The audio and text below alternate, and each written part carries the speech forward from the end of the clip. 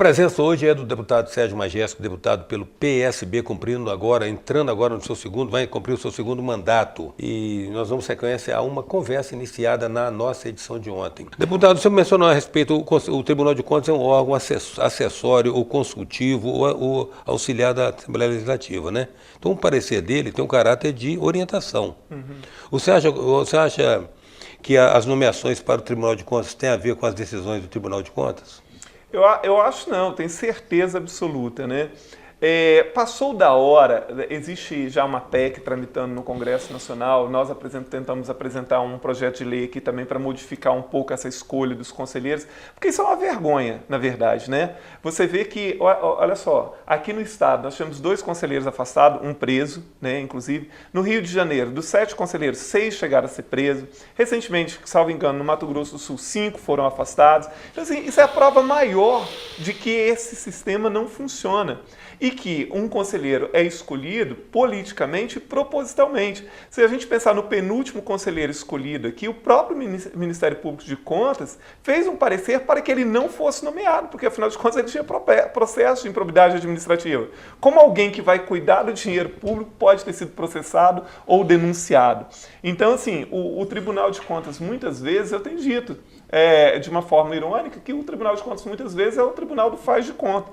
A resolução, inclusive, assegurando essa vergonha em relação à educação, é a prova disso. Então, os conselheiros são nomeados de acordo com os interesses políticos, para resguardar aquilo que poderá acontecer com determinados políticos futuramente. O caso do último conselheiro nomeado aqui, a pressa, o afogadilho que foi feita a nomeação do deputado Rodrigo Coelho, prova a preocupação do Artung de nomear o maior número possível de aliados dentro do Tribunal de Contas.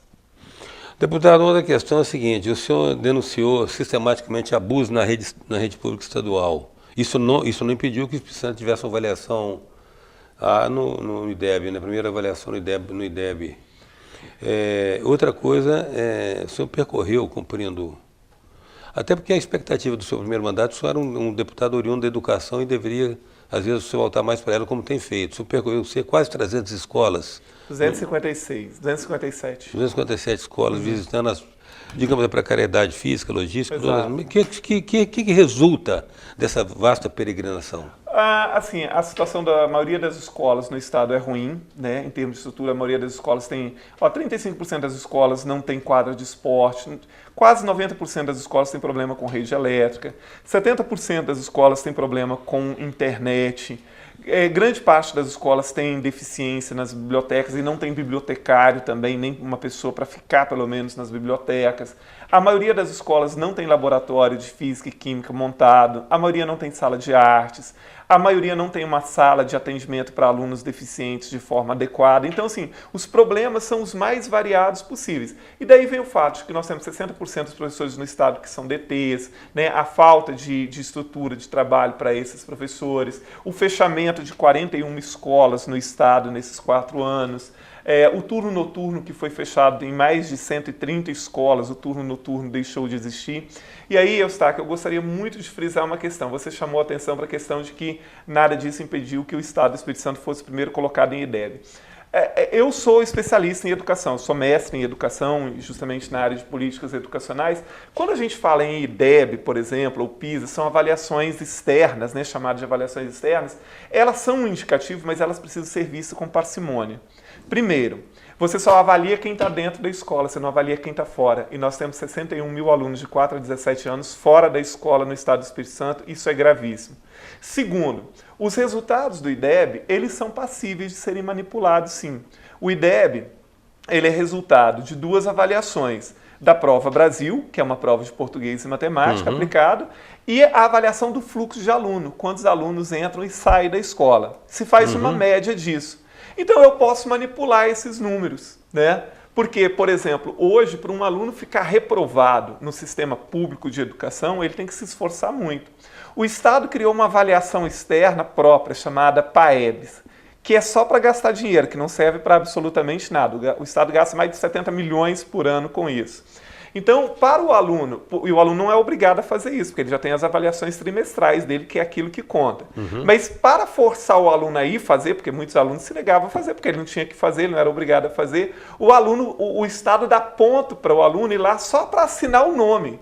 Então, o aluno pode ganhar, por exemplo, 6 pontos em um trimestre, sem que o professor tenha até autonomia sobre isso, a própria secretaria que joga essa nota. Quer dizer, então eu vou mascarando esse resultado final em termos de aprovação, por exemplo. Né? Então, isso é muito importante que se diga. Né? Eu posso também, eu não estou dizendo que isso acontece no Estado, por exemplo, a Prova Brasil, que vai ser uma parte da nota do IDEB, ela é feita por sorteio. Então vamos imaginar que na minha escola 20 alunos foram sorteados para fazer a prova.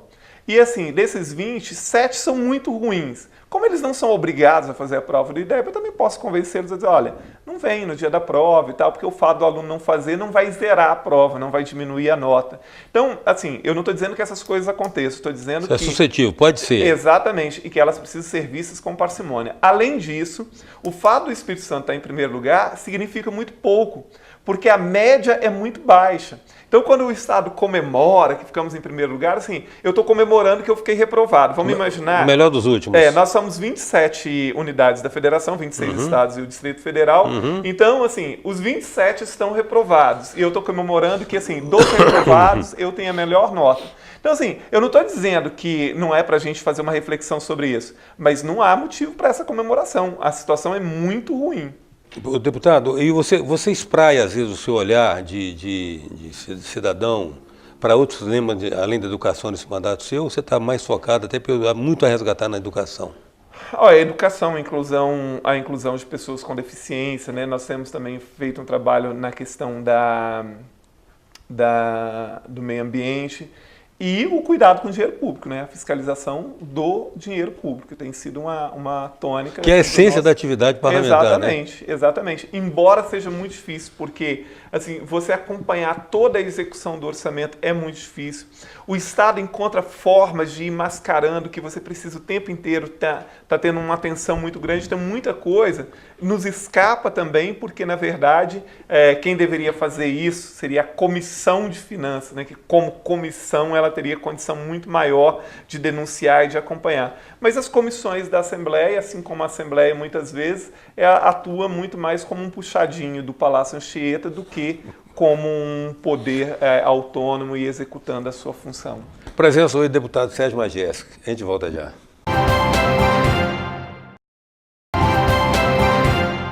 Voltamos com a presença do deputado Sérgio Majestic, PSB. Deputado, a gente tinha despachado o assunto, mas esqueci uma pergunta. E sua avaliação do projeto de escola de tempo integral, aqui chamado de Escola Viva, velho anseio da classe média que acha que com 30 anos de educação em tempo integral, talvez daqui a 30 anos nós tenhamos algumas mudanças mais significativas e consistentes na sociedade? Olha, se a educação continuar sendo tratada como ela vem sendo tratada, isso não vai resultar em nada praticamente. Por quê? Assim, a luta por uma educação de tempo integral ela é histórica na educação. Isso. Só que o que faz uma escola ser boa ou ruim, ou a educação ser boa ou ruim, não é se ela é de meio período ou se ela é integral. Exemplo, eu trabalhei muitos anos na rede pública e muitos anos na rede particular. A maioria das boas escolas particulares funcionam em meio período e tem excelentes resultados, o que mostra que não é a questão integral que faz ser melhor ou ser pior. Mais tempo na escola diário. Exatamente. Então, quando o Estado implanta um regime integral, mas abandona o resto do sistema, como o governo fez, então ele está cobrindo um santo para descobrir outros. Ou seja, exatamente, ele está fazendo um marketing, porque 90% dos alunos estão nas escolas de tempo regular. Então, não seria muito mais plausível, mais real, e que nos levaria a um resultado muito melhor se eu, como governo, desse assistência e estrutura e infraestrutura básica para todas as escolas primeiro, para depois eu dar um passo adiante. Então o que o governo fez? Ele fez escolas pontuais e abandonou as demais. Então, como eu estou dizendo, enquanto o governo faz uma propaganda imensa de uma escola como o chamado Projeto Escola Viva e dá toda a sustentação para essas escolas, abandona as outras que não tem quadro de esporte, que não tem internet, que não tem nada. Então, dê a essas escolas a infraestrutura necessária e elas terão um bom rendimento também. E outra coisa, em grande parte das unidades que ele pegou para implantar esse projeto, reduziu drasticamente o número de alunos. Então, por exemplo, escolas que funcionavam com 1.400 alunos, hoje tem 350, 400 sendo atendidos. Os outros tiveram que se virar, indo para outra escola, indo para outros bairros, para outros distritos, enfim. Então, a implantação desse projeto foi feita na base do afogadilho, que acabou ainda gerando uma série de problemas e expulsando alunos da escola. Então, é um projeto, em grande parte, é um projeto marqueteiro. Eu não estou dizendo que o projeto em si é ruim, mas a forma com que ele é implantado o contexto e, dele, ao mesmo tempo, abandonando o resto da rede, é quase que um crime.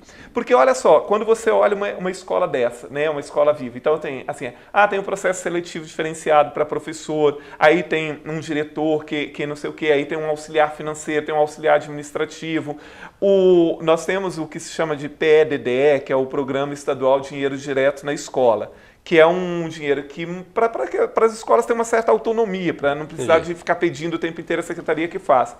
Então, essas escolas recebem 3, 4, 5 vezes mais dinheiro por aluno do que a escola regular. Então, assim, é um marketing gigantesco que o governo fez em cima disso, tapeando todo o descaso e o desprezo para toda a grande rede do Estado, né? Então, assim, a minha crítica veemente contra esse projeto é a forma com que ele é feito e o abandono que se dá com as escolas regulares. O que você está falando é de uma seletividade excludente. Exato, exatamente. Okay? Vamos falar de duas pautas que são afetas ao seu universo também.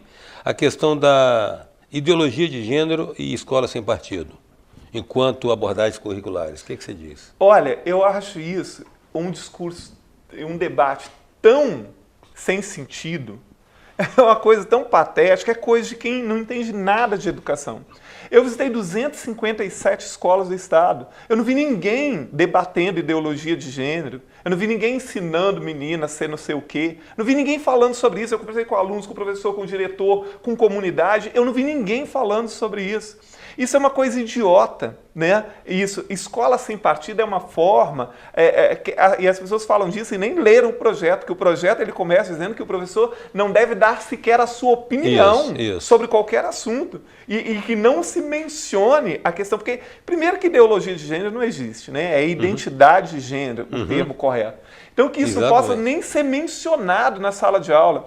Olha só, por que os deputados e os políticos que estão debatendo isso não vão para dentro da escola para debater de verdade o que nos levaria a ter uma boa educação, como melhorar a qualificação do nosso professor, como melhorar a infraestrutura das nossas escolas, como dar condição efetiva para que os alunos frequentem as escolas? É isso que nos interessa. Esse debate idiota, falso moralista, ele só serve para tapear os problemas da educação. Porque a mim, parece que são políticos incompetentes. Então, assim, como eles não querem se envolver num debate e não sabem se envolver num debate para melhorar a educação, eles criam uma falsa polêmica. Porque a falsa polêmica, ela chama a atenção. Você amedronta, olha lá, estão ameaçando nossas crianças. Eu vi lá em Brasília umas pessoas carregando cartazes assim, professores, por favor, deixem nossas crianças em paz. Olha, se esse país e esse Estado não estão piores do que estão, graças aos professores. E o trabalho que os professores realizam nas escolas não é por causa do governo, não. É apesar do governo. Professores não são santos. Claro que existem professores que extrapolam a sua função, ali falando coisas que não devia, ou expondo demais opiniões pessoais e tal, como existe em qualquer profissão. Mas a maioria dos professores faz um trabalho muito sério, muito digno, e não se pode generalizar dessa forma. Então, assim, toda essa discussão tola em torno desse projeto Escola Sem Partido, que estão discutindo ideologia de gênero e não sei mais o que na escola, é só uma forma de político fracassado e incompetente encobrir os reais problemas da educação por incapacidade e incompetência de propor algo que realmente revolucione a educação brasileira. Sexta-feira passava uma matéria sobre a Finlândia, mostrando a educação na Finlândia e tal. Então, assim, lá eles estão praticamente acabando com as avaliações, provas, né, excesso de prova. Então, os alunos são avaliados por vários critérios. E um dos critérios que os alunos são avaliados é a capacidade dele lidar com a pluralidade, dele lidar com o outro, com as diferenças sexuais, com as diferenças religiosas. Essa é uma forma de avaliar os alunos na Finlândia, que tem um dos melhores sistemas educacionais do mundo. Então, assim, em que lugar do mundo que as pessoas estão discutindo se o professor pode ou não pode falar disso ou daquilo na sala de aula? A educação, ela é plural. A educação, ela não pode ser... Ela é intrinsecamente plural. Exatamente. Né? Então, assim, isso é um debate apenas para encobrir os reais problemas da educação e encobrir a incompetência dos políticos de se envolverem num debate sério sobre a educação e de proporem algo decente para melhorar a educação. Deputado, mais teríamos a conversar com você e por isso o programa sempre se coloca à sua disposição quando entender que é necessário. Agradeço muito a sua presença e me congratulo como cidadão pelo seu posicionamento na nossa Assembleia. Muito grato. Obrigado. Eu que agradeço a oportunidade de estar aqui mais uma vez. Obrigado mesmo. Estamos lá à disposição de vocês e de toda a sociedade. A presença hoje do deputado Sérgio Majeski. Até já.